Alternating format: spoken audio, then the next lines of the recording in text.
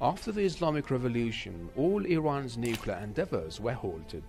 By 1984, Iran was determined to carry on its nuclear program. It should be noted that Iran's nuclear facilities were bombarded several times during Iran-Iraq War. Iran carried on its nuclear program clandestinely, but in 2002 it was reported by the Islamic Republic's opposition group that Iran is carrying on its nuclear program. This was the beginning of Western opposition to Iran's program. 2 months later, CNN published some satellite photos of Iran nuclear sites.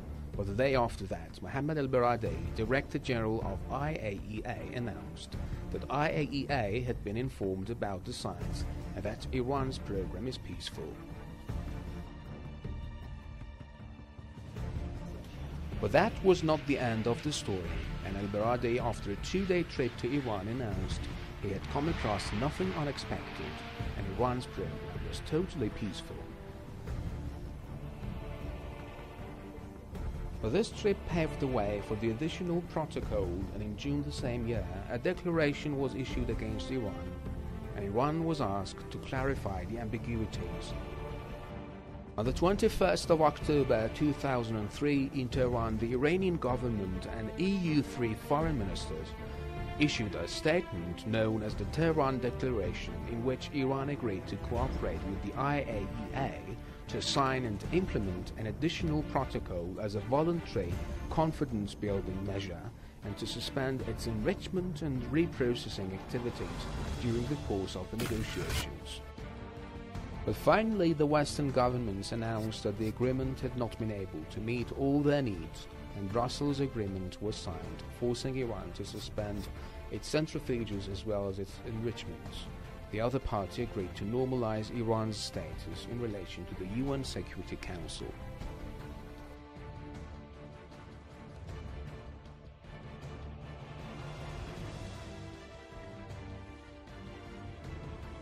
Although Iran remained loyal to the agreement, the Western governments did not remain loyal, and consequently 3 resolutions against Iran followed.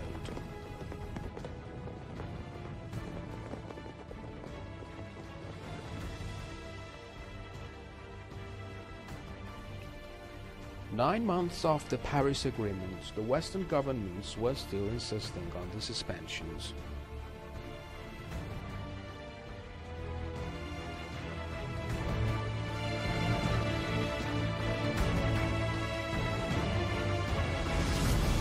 As we noticed before the Islamic Revolution, Iran was the US ally in the region, so they supported Iran's access to nuclear energy.